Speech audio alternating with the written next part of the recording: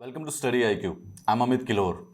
India की vaccination drive काफी अच्छी चल रही है। Indeed by the end of the September we have actually administered more than 85 crore doses of कोविड-19 vaccine to the Indian population. इतनी सक्सेसफुल वैक्सीनेशन ड्राइव की वजह से ही हेल्थ मिनिस्टर ने डिक्लेयर किया है कि अब इंडिया कोविड-19 वैक्सीन की जो एक्सपोर्ट है उसको रिज्यूम कर सकता है। जनवरी से मार्च तक भारत ने वैक्सीन मैत्री प्रोग्राम के तहत जो भी इंडिया के अंदर एक्स्ट्रा वैक्सीन प्रोड्यूस होती थी वो दूसरे लो इनकम कंट्रीज या जो मिडिल इनकम कंट्रीज हैं, जरूरतमंद कंट्रीज हैं जो खुद की वैक्सीन प्रोड्यूस नहीं कर सकते थे, उनको सपोर्ट में, उनको ग्रांट में दी थी।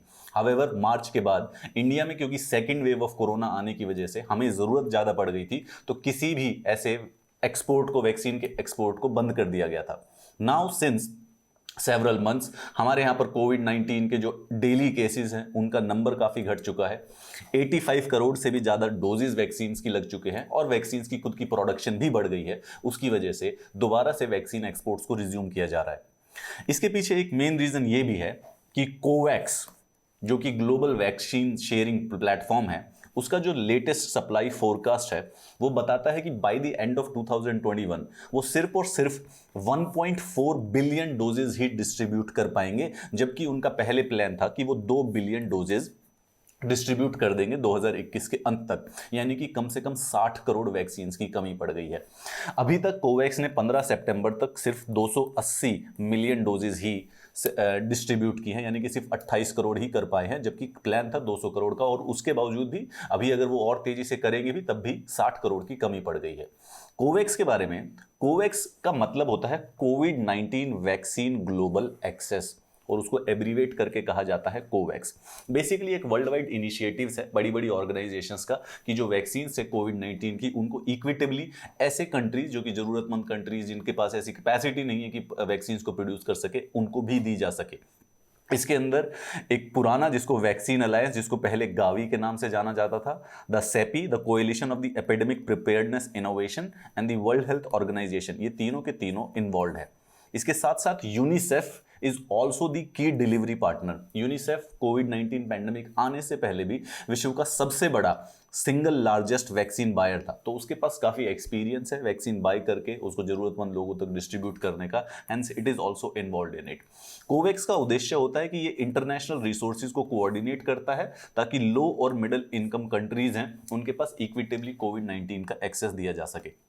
अब मिनिस्ट्री ऑफ एक्सटर्नल अफेयर्स की इंडिया की वेबसाइट पे अगर जाएं तो हमें पता चलता है कि मई 31 तक हमने टोटल 6.6 करोड़ डोज वैक्सीन की जो डोज हैं उनको एक्सपोर्ट किया था कोवैक्स के लिए, ताकि वो दूसरे देशों को, लो इनकम देशों को दी जा सके। ये जो लास्ट डिस्पैच था मार्च 29 का था। उसके बाद जो कोविड का जो एक्सपोर्ट था वो हमने ग्रांट, सप्लाई किसी भी प्रकार से रोक दिया था, क्योंकि भारत में ही बहुत ज़्यादा ज़रूरत पड़ने लग गई थी। इंडिया का वैक्सीनेशन जो ड्राइव था वो स्टार्ट तो जनवरी में हुआ था। सबसे पहले सिर्फ हेल्थ केयर वर्कर्स को लगाने के लिए प्राइमेसी दी गई थी। आफ्टर समटाइम्स उसको इंक्लूड कर दिया गया था कि जो लोग 60 साल से ऊपर है उनको भी लगाया जा सकता है। एंड परंतु उसके बावजूद भी फरवरी तक जो नंबर ऑफ वैक्सीन जितने लोगों को लग रही थी वो काफी कम थी। फरवरी में जब उस समय अगर आप देखते तो जो डेली केसेस थे कोरोना के वो 10,000 से भी कम थे।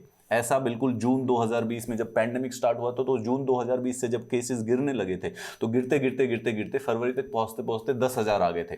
मतलब ऑलमोस्ट इस प्रकार से कुछ एपिडेमोलॉजिकल फोरकास्ट और इवन दी पॉलिटिकल मैसेज भी बेसिकली ऐसी जा रही थी कि शायद हमने पैंडेमिक का जो वर्स्ट टाइम है उसको पास कर लिया है।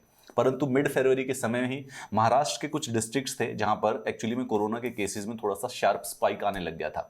और मार्च के समय में एक्चुअली में इतना इशू हो गया था कि पब्लिक डिमांड बढ़ गई थी कि वैक्सीन को फ्रीली अवेलेबल कर दिया जाए। Bye the end of the March India ने किसी भी कोविशील्ड की जो एक्सपोर्ट थी उनके ऊपर रिस्ट्रिक्शंस डाल दी थी और अप्रैल तक बिल्कुल कंप्लीटली खत्म कर दी थी, क्योंकि उस समय तक देश second wave of the corona की चपेट में आ चुका था। अब Pune based serum Institute of India, जो सीरम इंस्टीट्यूट ऑफ इंडिया है, ये जो कोवैक्स प्लेटफॉर्म है, इसका basically main backup serum Institute of India था। कोवैक्स को लगता था कि वो 2 बिलियन वैक्सीन डोजेज लेंगे गरीब कंट्रीज को, और वो वैक्सीन आएंगी कहां से? Primarily from the serum Institute of India. अब सबसे पहले सेकेंड वेव की वजह से इंडिया में बहुत ज्यादा डिमांड हो गई। जनवरी में सीरम इंस्टीट्यूट ऑफ इंडिया की एक फैक्ट्री में आग भी लग गई थी, जिसकी वजह से इनकी प्रोडक्शन कैपेसिटी भी थोड़ी हैम्पर हुई।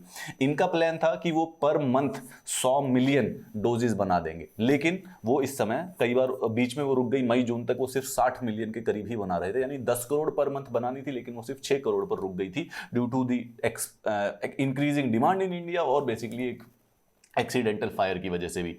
सेकेंड सर्ज हुआ कोरोना का, और जो एक्सपोर्ट रिस्ट्रिक्शंस बनी, इसकी वजह से जो कोवैक्स हैं और जो उनके मेंबर पार्टनर्स हैं, उन्होंने पिछले कई महीनों में इस बात के कंसर्न्स दिखाए हैं कि सीरम इंस्टीट्यूट ऑफ इंडिया वो इतनी वैक्सीन मैन्युफैक्चर नहीं करता जो कि उसने कोवैक्स को कमिटमेंट दी थी। तो वो जो 2 बिलियन डोजेज थी जो कि वो 2022 तक कंप्लीट करना चाहते थे, 2021 के एंड तक कंप्लीट करना चाहते थे, उस पर डेफिनेटली इंपैक्ट है। वो बेसिकली इंपैक्ट हुआ भी है और अभी वो पूरा नहीं भी कर पाएंगे, बट टू इंश्योर कि और ज्यादा कमी ना आए, फाइनली वो इंपैक्ट को रोकने के लिए नाउ रिसेंटली गवर्नमेंट ने एक्सपोर्ट को वैक्सीन के रिज्यूम कर दिया है।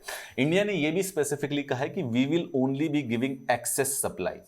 सिर्फ एलिजिबल एक्सपोर्टर्स जो होंगे उनको एक्सेस सप्लाई दी जाएगी। इंडिया की जो वैक्सीनेशन ड्राइव में उसी में किसी भी प्रकार की कोई कमी नहीं आएगी। मार्च अप्रैल से लेके इंडिया की जो वैक्सीनेशन प्रोडक्शन है वो ऑलमोस्ट डबल हो चुकी है, and it will actually rise to 30 crore doses by the अक्टूबर।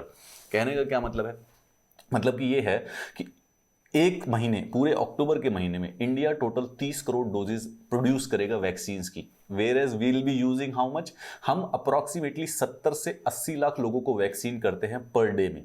तो यानी कि अगर 1 करोड़ भी वैक्सीन करेंगे तो पूरे महीने में 30 करोड़ लगेंगे, लेकिन 70 टू 80 लाख लगते हैं। तो पर डे की जो वो एक्स्ट्रा 15, 20, 25 लाख जो वैक्सीन होंगी, only those are available for the exports, ताकि इंडियन वैक्सीनेशन ड्राइव पर किसी भी बात की कमी ना आए।